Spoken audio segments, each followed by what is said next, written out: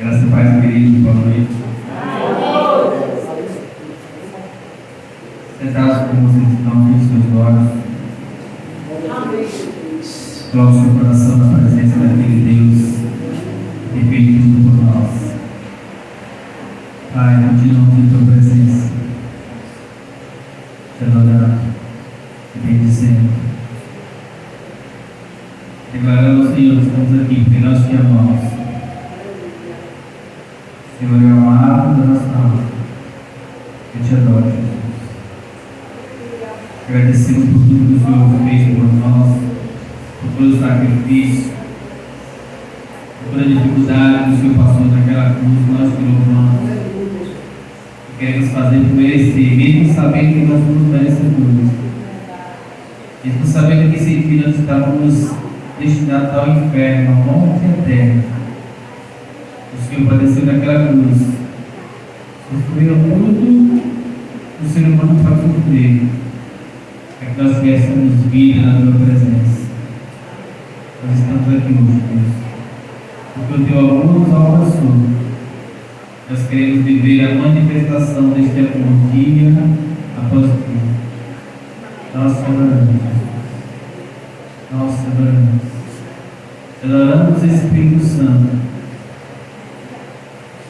Dizemos que o Senhor tem a liberdade de atuar em nossos corações, de transformar segundo a tua vontade. Pedimos que o Senhor fale conosco nesta noite, através da tua palavra. Queremos aprender mais de ti, queremos te conhecer mais.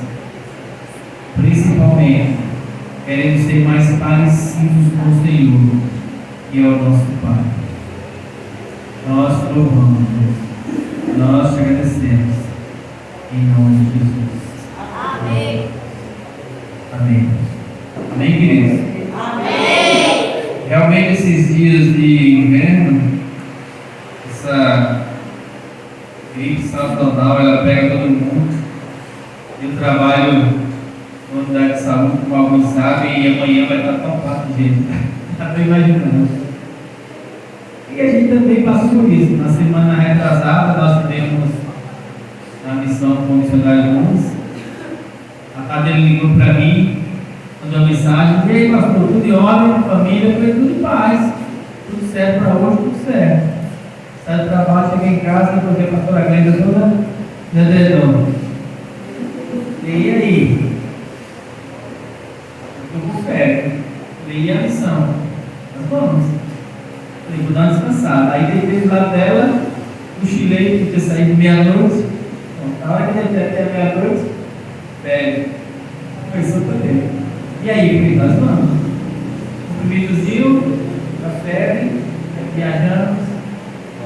O ônibus estava no mercado do Caruaru, o lado quebrou, e aí aquele vento na cara da noite toda, na viagem aqui até Tapera, e chegamos lá de manhã, arrumar as coisas, ajeitar, caminhar. Os caras que paravam assim no canto, o povo dava aquela moleza aí, caminhando. À tarde, sol quente, caminhando para evangelizar. À noite, vamos pregar, pensar essa palavra. Aí Deus me ministrar, botei o moletom, botei uma sopa quente que a irmã fez lá, uma delícia. Fui para o ônibus, pronto. Fui meu comprimido e fui lá até cá desse jeito.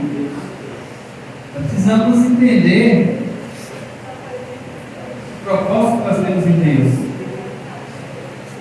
Mas, pastor, você não orou? Orei. Mas, pastor, você tomou o primeiro? Estava. Mas, pastor, você também tomou o primeiro? Também tomei.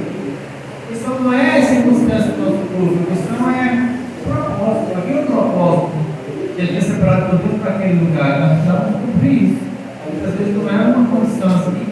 Estou falando que a família que é velha é fogo. Então tem que ponderar. De repente nós temos um propósito. A questão é escutar Deus. Amém? Qual o propósito? Por que está acontecendo comigo? Por que está tendo essas circunstâncias? Então, assim, o um propósito que eu tinha que cumprir naquele lugar lá em relação ao culto, em relação às pessoas que a gente visitou, em relação aos pastores de gente que conversou lá, em cada uma daquelas circunstâncias, Deus fez.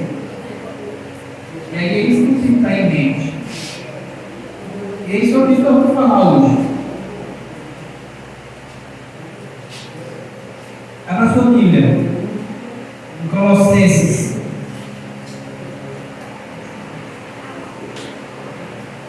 Colossenses capítulo 3. Pode deixar aberto aí que nós vamos meditar nessa passagem hoje de Colossenses, amém? Então tem que os irmãos abrirem a palavra.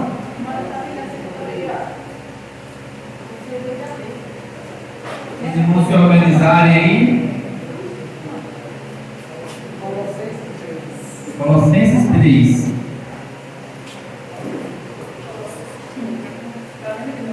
E foi ficando pronto, vai dizer amém. 1, 2, 3. Metade, falta metade. Eu quero que vocês sejam prontos porque todas as coisas que nós fazemos no culto, as canções, elas são para Deus. A palavra ela é para nós. A adoração ela é para Deus. A adoração é a gente ministrando ao Senhor aquilo que Ele é. A palavra é Deus trazendo para nós aquilo que Ele quer de nós. É uma mão dupla. Estão entendendo? Amém? Vocês entendem isso? Tem a parte que nós levamos para Deus, que foi a parte que foi da adoração, do louvor, da adoração, e tem a parte que é de Deus para nós. E se nós queremos ser transformados, precisamos prestar atenção também nessa segunda parte. Eu quero pensar que vocês se concentrem. Mais uma vez, amém? Amém. Colossenses 3, a partir do versículo 1. Portanto, se fostes ressuscitados juntamente com Cristo, buscai as coisas lá do alto, onde Cristo vive, assentado à direita de Deus. Depois, para dar um título para essa mensagem de hoje, seria buscai as coisas do alto. Por que eu estou falando isso? Porque o que eu mais tenho visto nos dias de hoje são pessoas que andam nas igrejas e estão buscando as coisas aqui. Não vou nem dizer as coisas de baixo. Se o alto é o céu e baixo é o inferno, estão sempre buscando as coisas terrenas. Paulo foi claro aos Colossenses quando ele fala assim: se você for ressuscitado com Cristo, o que quer dizer ressuscitado com Cristo? Em Romanos ele fala assim: sepultados pois com Ele no batismo, ressuscitamos com Ele em glória. Paulo está dizendo assim: se vocês passaram pelo batismo, vocês são uma nova criatura. Se você é uma nova criatura, então você não é mais uma criatura natural, você agora passa a ser uma criatura espiritual. E se você é uma criatura espiritual, você é uma criatura do alto. Então você tem que procurar pensar, buscar, colocar o seu entendimento muito mais nas coisas do alto do que nas coisas aqui da terra. Isso já acontecia nos Colossenses. Por quê? Porque o homem é o mesmo desde Adão. Ele está sempre preocupado com as coisas que estão no nosso dia a dia. Pastor, eu não tenho que preocupar com as coisas porque tem tanta coisa para fazer no dia a dia. Claro, temos que ter responsabilidade com a vida. Mas o que eu pergunto para você é: até que ponto as coisas do alto preenchem o teu coração? Até que ponto as coisas do alto dominam o teu pensamento? Durante o seu dia a dia, você pensa mais nas coisas do céu ou nas coisas que você tem que fazer aqui na terra? Porque não tem a ver só com uma prática, tem a ver com aquilo que você pensa. Versículo 2: pensai nas coisas lá do alto e não na que são aqui da terra. Ele está dizendo aqui: o que domina o seu pensamento? Porque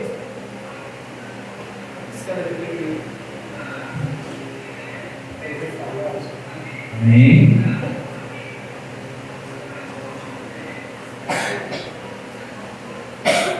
Siga, Chico. Amém? Isso que eu falei? Amém. domina o seu pensamento. Quantas vezes, durante o dia, as suas coisas que você tem a fazer, você pensa nas coisas do alto, naquilo que é o céu, naquilo que é espiritual, naquilo que é de Deus? Aí você fala para mim assim: mas pastor, minha vida é cheia. A minha também. Mas para pastor é fácil, porque pastor não trabalha, né? Acorda às tarde, vai lá, fica ali na Bíblia, orando, só esperando o culto da quarta-feira para poder fazer alguma coisa. Ele pensa assim, né? Porque eu sou um pastor que trabalha, tenho carga horária. Eu tenho que chegar lá, eu tenho que ter os pacientes, tenho que fazer a vacina, tenho que atender o outro, tenho que escutar uma reclamação de um, uma reclamação de outro, e vou lá e faço o meu serviço. Só que durante o dia eu vou fazendo uma coisa, vou fazendo outra. Mas a minha mente, o meu coração, eu procuro estar sempre colocando ela numa condição, aquilo que é do alto. Porque tem muitas pessoas que acham que pensar nas coisas do alto, sabe o que é? É vir para a igreja. Eu vou pensar quando eu chegar no meu culto. Não, se eu tiver todos os cultos, então eu estou pensando nas coisas do alto.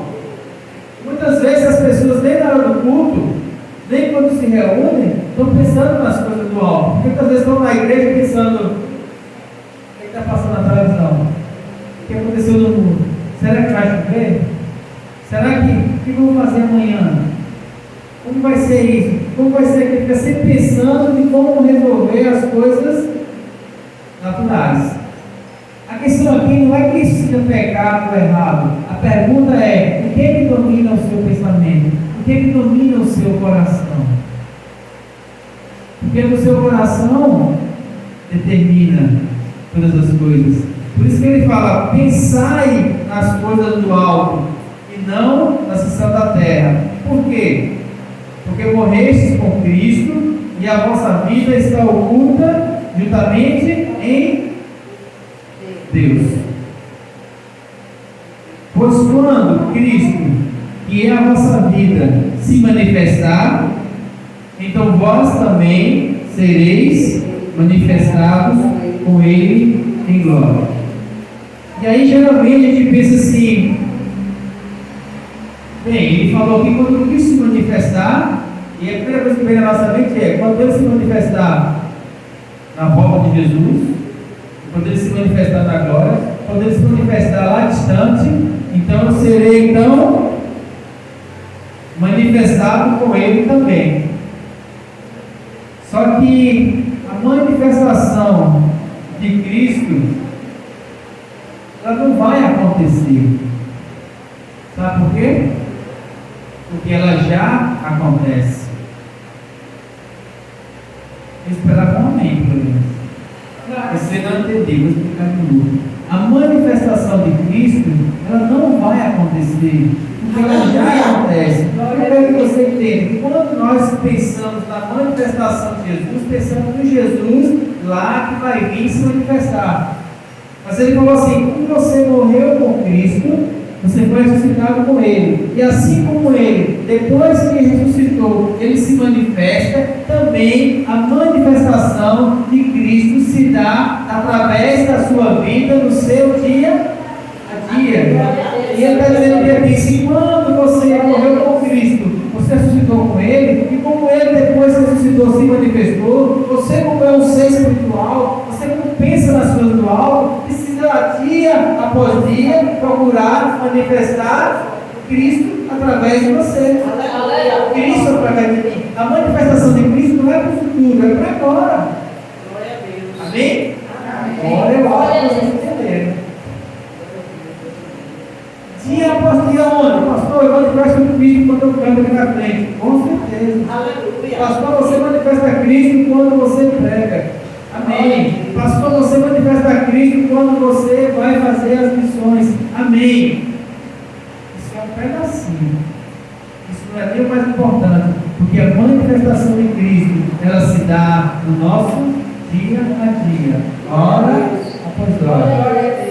Mas ela só se dá à medida que nós permitimos.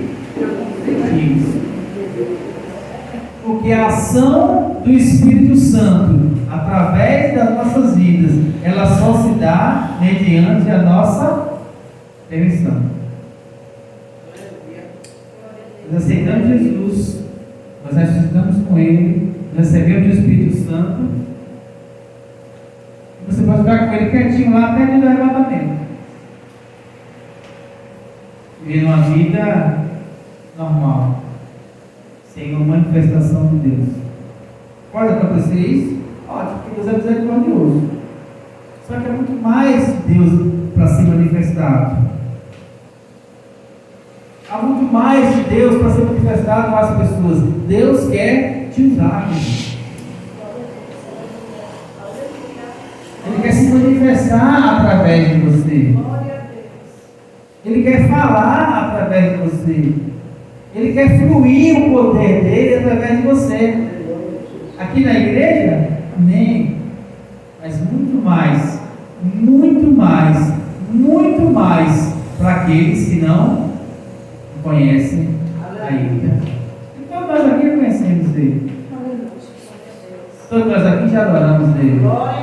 Todos nós aqui já estamos com Ele. E nós precisamos entender que nós precisamos manifestar quem Deus é. Por quê? O princípio desse entendimento se dá quando eu entendo que eu sou uma nova criatura. E essa nova criatura, ela é muito mais, ou ela precisa ser muito mais espiritual do que natural. Aquilo que domina o meu pensamento, aquilo que domina a minha mente, precisa ser muito mais as coisas do alto do que as coisas daqui da terra. Continuando. E Paulo continua dizendo, versículo 5.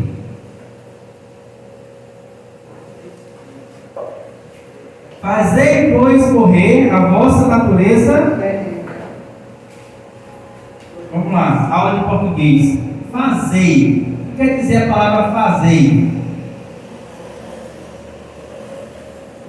Quer dizer que eu tenho que fazer. Fazei, pois. Paulo dizendo assim, olha, vocês façam. E eu estou dizendo para vocês agora também na palavra a mesma coisa. Isso serve para mim e serve para você. Vocês façam. Fazei. Vocês façam. Fazer o quê? Morrer a vossa natureza terrena. Ou seja, faça morrer os seus pensamentos naturais. Quem tem que fazer isso? Vamos fazer do lado pessoal. Quem tem que fazer isso? Eu. Fala nós, a gente joga a responsabilidade para todo mundo, né? Quem tem que fazer isso? Eu. Muito bem, vocês entenderam. Fazei, pois, morrer a vossa natureza terrena, que seria o quê? E aí vai listando: prostituição, impureza, paixão lascívia, desejo maligno, avareza, que é idolatria. Aí você fala, pastor, mas eu não sou prostituto, mas eu não sou isso, não sou aquilo. Se você for ler os frutos, as obras da carne em Gálatas, alguma dessas sempre estão no nosso coração. Por quê? Porque em nós ainda existe uma natureza terrena que ainda não foi morta. Se não é uma coisa, é outra. Se não é uma prostituição, mas pode ser uma avareza. Se não é uma avareza, pode ser uma idolatria. Se não é idolatria, pode ser um desejo maligno, que algumas traduções falam pensar mal, desejar o mal. Muitas vezes nós, em determinadas situações, não pensamos o mal da outra pessoa. Rapaz, olha, Deus perdoa para ver aquela pessoa. Sei não, viu? Quem nunca disse isso? Vou informar vocês, talvez você não pense assim, mas isso é pensar mal. Isso faz parte da nossa natureza terrena. E Paulo diz o quê? Fazer esse tipo de pensamento morrer. Faça esse tipo de pensamento morrer. O Espírito Santo nos ajuda nas nossas fraquezas, mas quem tem que fazer isso somos eu tenho que fazer isso. Por quê? Versículo 6: por essas coisas é que vem a ira de Deus sobre os filhos da... Mas nós queremos ser filhos obedientes. Para que a ira de Deus... Porque a ira de Deus vem não é por causa de que Deus é irado. É a consequência da nossa desobediência. Ora, versículo 7. Nessas mesmas coisas, vós andastes também no tempo quando vivíeis nela. Quando você era do mundo, fazia diferença. A caceta estava solta. Mundo é mundo. Nós precisamos entender que mundo é uma coisa, reino é outra. E ele fala assim: Jesus nos transportou do império das trevas para o reino do Filho do seu amor. Ele tirou a gente de um lugar que era o império das trevas, no qual nós vivíamos segundo os rudimentos do mundo, segundo o pecado, segundo... Aqui está no mundo, não interessa. Pecado, prostituição, lascívia, pensar mal, eles não estão nem aí. Ele não tem temor de Deus. Assim como nós também, em determinado momento, não estávamos nem aí. Por isso que aquilo que o irmão falou, aqui diz assim, é difícil muitas vezes voltar, não foi? E ele chegava na porta, e se aprontava e falava assim, não, hoje não, por quê? Porque é uma luta entre aquilo que é do mundo, as coisas terrenas, preso nela, e aquilo que é reino de Deus. E aí a gente precisa deixar muito claro hoje na igreja, quando nos reunimos, que uma coisa é mundo e outra coisa é reino de Deus. Ou você está lá ou você está cá. Não existe quem de Raimundo, um pé na igreja e um pé no mundo. Por quê? É como a história do muro. Está do muro, já viu a história do muro? Você está do lado de cá e o cara está no muro. E do lado tem um cara dentro que diz assim, vem para cá, pula, sai daí. Do outro lado tinha o diabo sentado na cadeira, quieto. E eu olhava aqui e o pessoal, pula, sai, vem pra cá. E eu olhava para o outro lado e o diabo estava na cadeira, de braço cruzado. E ele chegou e disse assim, não, seu diabo, você não faz questão que eu vá para o seu lado? Ele disse, não, o muro é meu. Então você ficar em cima é a mesma coisa que está aqui. Não faz diferença. A diferença é quando você pula, quando você atravessa, quando você se converte, quando você se batiza, quando você morre. Porque uma vez que morremos com Ele, como Ele falou no começo, aí nós somos então também ressuscitados com Ele. Uma vez que nós anteriormente andávamos nisso, Ele fala aqui, olha, nessas mesmas coisas, vocês andaram quando eram do mundo, você se viu nela. Agora, porém, despojai-vos tem no mesmo sentido de fazer, ou seja, você tem que se despojar. O que é despojar? Despojar é tirar uma roupa, é se despir, é você tirar algo de você e jogar fora. Ele fala assim, despojai-vos igualmente de tudo isso, e aí ele começa a repetir ira, indignação, maldade, maledicência, linguagem obscena do vosso falar. Não mentais uns aos outros, uma vez que vos despistes do velho homem com seus defeitos. Viu que ele falou aqui, despojar e despir, ou seja, tirar a veste antiga e se vestir de vestes novas, as vestes do sangue do Cordeiro, as vestes brancas. Isso é uma ação que eu tenho que procurar fazer dia após dia. Não tem um passo de mágica. E essa é a dificuldade que você entender hoje.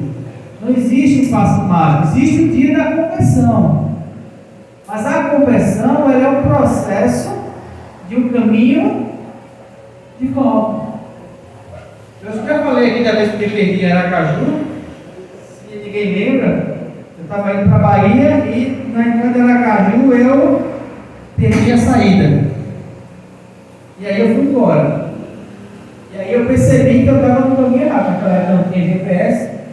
As vezes que eu estava indo para a Bahia de carro. E aí o retorno era 5 km. Aí eu fui, sabia que tinha que pegar o retorno, chegou lá na frente, aí passa a lombada eletrônica, aí passa a quebra-mola, aí passa a faixa de pedestre, aí eu pego o retorno. 5 km. Aí volto eu, passa a lombada eletrônica, passa a quebra-mola, chegar ao caminho de onde eu errei. Quanto eu andei aí? 10 quilômetros. Só qual é a diferença? Esses 10 quilômetros, dos dois lados, tinha lombada, tinha quebra-mola, tinha faixa de pedestre, só que a diferença era o quê? A direção.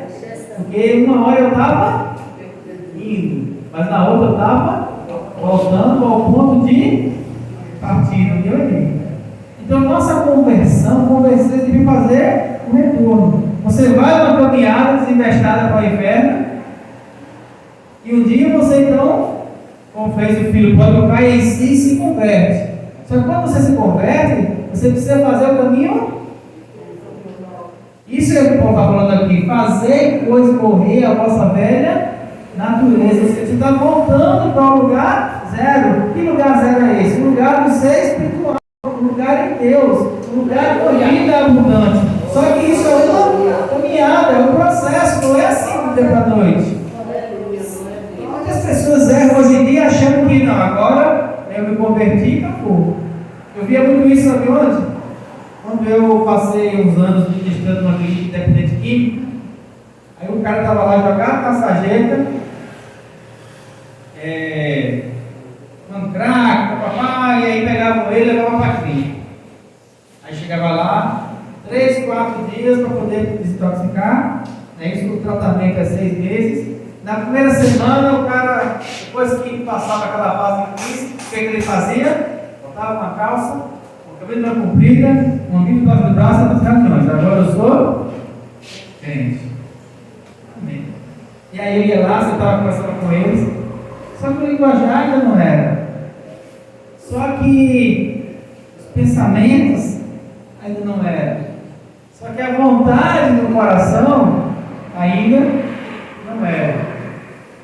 2 meses, 3 meses. A demora de engordar um pouquinho, ganhavam 10 quilos, aí inventava uma desculpa e dizia o quê?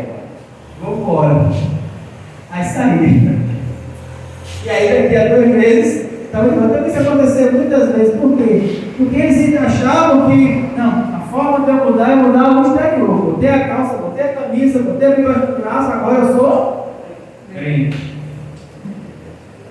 Ele diz, conversão é um processo que eu comecei, sei lá quanto tempo faz, mais de 40 anos atrás, estou nele até hoje, procurando dia após dia, colocar os meus pensamentos, trazer a minha mente, a minha ideia ligada nas coisas do...